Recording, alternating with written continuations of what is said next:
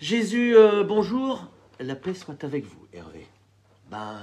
Avec votre esprit, du coup, à quelques jours de votre anniversaire, dont le moins que l'on puisse dire, c'est qu'il a bouleversé la face du monde.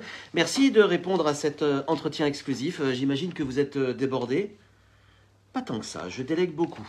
À ma mère, à sa propre maman, aux anges et à tous les saints. Et puis, à vous aussi, mes frères.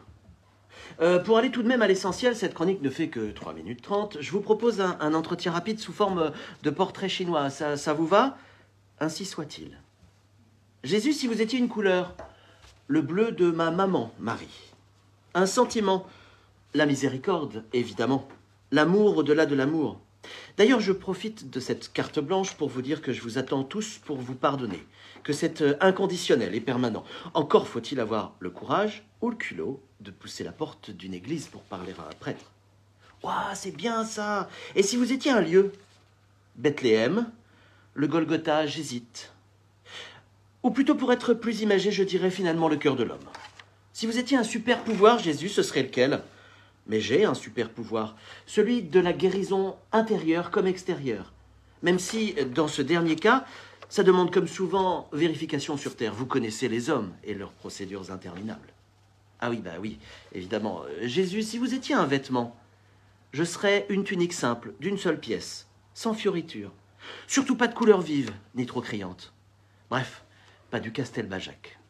Si vous étiez une chanson, quand on n'a que l'amour, Brel chante si bien que j'ai ce que j'ai de plus beau à vous offrir. Et dire qu'il m'a oublié. Mais c'est pas grave, parce qu'à présent j'ai de la chance. Il est avec moi, à mes côtés, tous les jours, jusqu'à la fin des temps.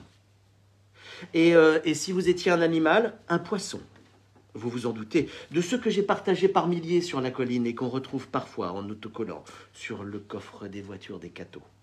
Une boisson? Un bon vin, pas de la piquette. D'ailleurs, j'ai une habitude. Je commence toujours par boire de l'ordinaire, puis je sers à mes invités une grande cuvée. Vous verriez les fins de repas, tout le monde termine à genoux. Si vous étiez un gros mot, bon Dieu. Bon, trop facile comme réponse. Un fruit? Une figue issue d'un figuier stérile que j'ai évoqué en parabole et qui donne aujourd'hui bien plus que de raison. Étonnant, non? D'ailleurs, le saviez-vous?